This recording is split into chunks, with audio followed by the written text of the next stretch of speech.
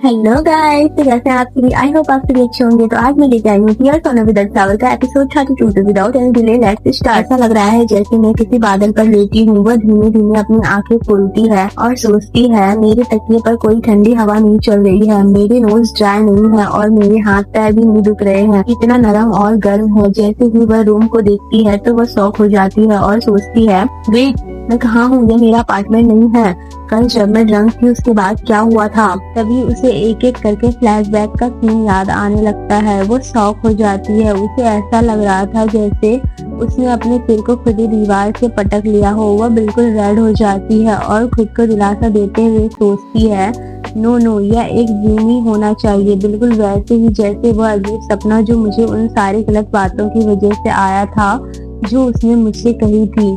तभी उसकी नजर उसके शूज पर जाता है और वह सोचती है यह एक सपना था, है ना? मेरे शूज, बैग और कोट सब बिल्कुल सलीके से रखे हुए थे। यह साफ था कि किसी ने ध्यान और मेहनत से उन्हें उतारा होगा जब मैं ड्रंक थी तब। एंड वह फ्लैशबैक के सीन को याद करते हुए सोचती है मुझे पता है कि मुझे हद पार नहीं करनी चाहिए थी, लेकिन उसका हाथ मेरे खिलाफ इतना गर्म और आकर्षक लग रहा था जैसे वह खुद ही थोड़ा और आगे बढ़ने का मौका मांग रहा था। और उसे इतना शांत और कलेक्टेड देखकर मेरा मन बस उसके इस संतुलन में जरा सी दरार डालने का करने लगा। एंड वह फिर सोचती है शायद मैं बेवजह ही घबरा रही हूँ, शायद उसे कल रात की बात की ज्यादा परवाह भी नहीं होगी। वैसे भी ऐसा नहीं है कि हम सच में साथ सोए थे और वह शायद जितना मैं सोचती हूँ उससे कहीं ज्यादा एक्सपीरियंस्ड है। एंड वह अपना शूज पहनते हुए सोचती है उसके चेहरे को देखकर तो लगता है कि वह पहले किसी के साथ रह चुका होगा और ऊपर से वह कितना स्मूथ था। एंड वह कोट पहनते हुए सोचती है मैं कैसी बड़ी हूँ, मुझे उसे कॉल करके माफी मांगनी होगी। एंड वह जैसे ही अपने कोट में हाथ डालती है तो उसे एक नोट मिलता है जिस पर तेहा ने लिखा था तुम शायद सोच रही होगी कि तुम होटल में कैसे पहुंची, मुझे माफ करना, मुझे लगा कि तुम्हारे लिए आसान होगा क्योंकि तुम इतने नशे में थी कि तुम घर तक चल के नहीं जा सकती थी। और होटल बिल की चिंता मत करना, मेरे पास एक होटल वाउचर था जिसे मैंने अपनी फ्यूचर गर्लफ्रेंड के लिए संभाल कर रख रखा था। नेक्स्ट सीन में हमें जी को दिखाया जाता है जो तेहा से पूछ रहा था मेरे पास एक जेन्युइन क्वेश्चन है सर, क्या आपको लगता है कि सियोल के बीचों बीच एक स्काई को टच करने वाली बिल्डिंग में इतनी कड़ी सुरक्षा के बावजूद कोई खिड़की से घुसकर आप पर हमला कर सकता है और आपको चाकू मार सकता है?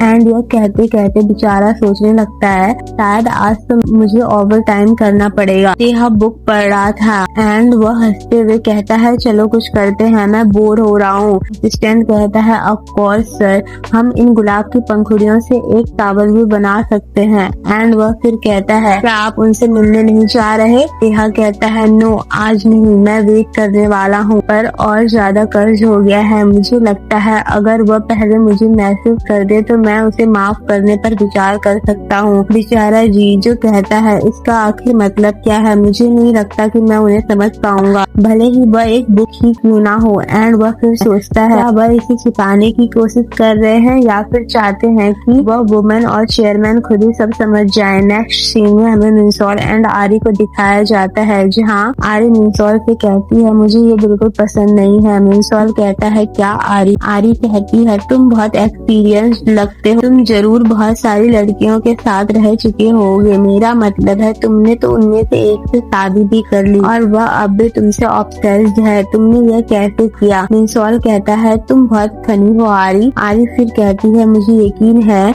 जब तुम पहली बार किसी लड़की के साथ थे तब भी तुम इतने ही स्मूथ रहे होगे। मिंसोल ये सब सुनकर हंसते हुए सोचता है क्या सच में? मैं तो ऐसा था जैसे उसी दिन मेरा जन्म हुआ हो। एंड वह आरी से कहता है बात यह है कि मैं तुमसे ओल्डर हूँ। आरी कहती है रियली, इसलिए तुम्हारी उम्र के लोग तो काफी एक्सपीरियंस्ड होते हैं। मिंसोल कहता है खैर मैं ऐसा नहीं कहूँगा। एंड वह अपने और हीसू के फ्लैशबैक के सीन को याद करते हुए कहता है बट कम से कम मैं पहले जैसा क्लमजी और नासमझ नहीं रहा। हमें वह सीन दिखाया जाता है जब हीसू ने मिंसोल को किस किया था। मिंसोल उसे दूर करते हुए कहता है तुम्हें अब घर जाना चाहिए। हीसू कहती है क्या?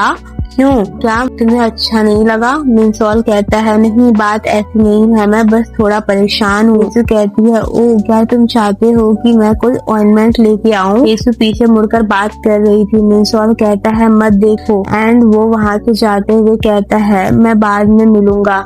येसु उसे जाते हुए देखकर सोचती है ओ नो, ये कट्स और चोटें तुम्हें काफी परेशान कर रही होगी। मिनसॉल जो वहाँ से शर्माते हुए एंड हंसते हुए जा रहा था। आरी कहती है ये क्या, तुम मुस्कुरा क्यों रहे हो? तुम सच में अपने फर्स्ट टाइम के बारे में तो नहीं सोच रहे? मिनसॉल कहता है नहीं, ऐसी कोई बात नहीं है। नेक्स्ट सीन में हमें येसु को दिखाया जाता है जो कपड़े अरेंज कर रही थी। वह सोचती है मुझे लगा कि मेरे अपार्टमेंट की सफाई काफी समय से चल रही थी, मैंने उन सारी चीजों को इकट्ठा किया जो अब वहाँ की नहीं रह गई है, क्योंकि वह अपार्टमेंट अब हमारा नहीं रहा था। उनमें से कुछ चीजें फेंकने लायक थी, लेकिन कुछ और मिनसॉल के सामान को देखकर रुक जाती है, जिसमें मोबाइल, रेजर, लाइटर, सिगरेट वगैरह वगैरह थे। उस फोन को देखकर येसु को उनसे जुड़ी सभी यादें याद आने लगती है। वह फोन को भी मिनसॉल के सामान के साथ बांध देती है और सोचती है मैंने खुद को याद दिलाया, अब मुझे तुम्हारे लिए और हमारी फीकी पड़ चुकी यादों के लिए रोना नहीं है। और वह उन सभी सामान को बांध कर रख देती है और सोचती है और बस ऐसे ही वह सब खत्म हो गए। एंड वह अपने घर को देखकर कहती है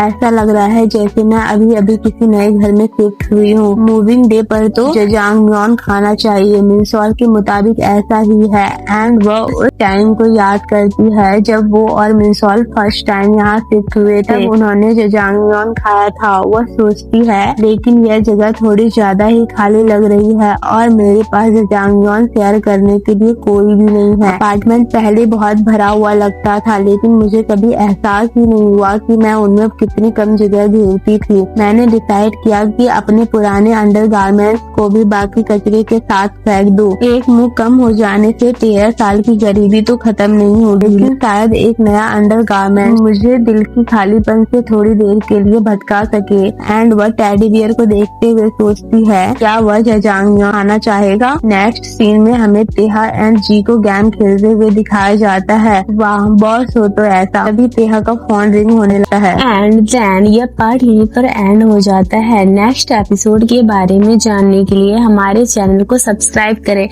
और हाँ, आप जितने एक्साइटेड हैं इस स्टोरी को आगे सुनने के लिए, उतनी ही एक्साइटेड मैं भी हूँ। तो जितनी जल्दी हो सकेगा मैं उतनी जल्दी नेक्स्ट पार्ट को लेकर आऊंगी। तब तक के लिए bye bye, take care and मिलते हैं नेक्स्ट एपिसोड में। Love you guys, bye.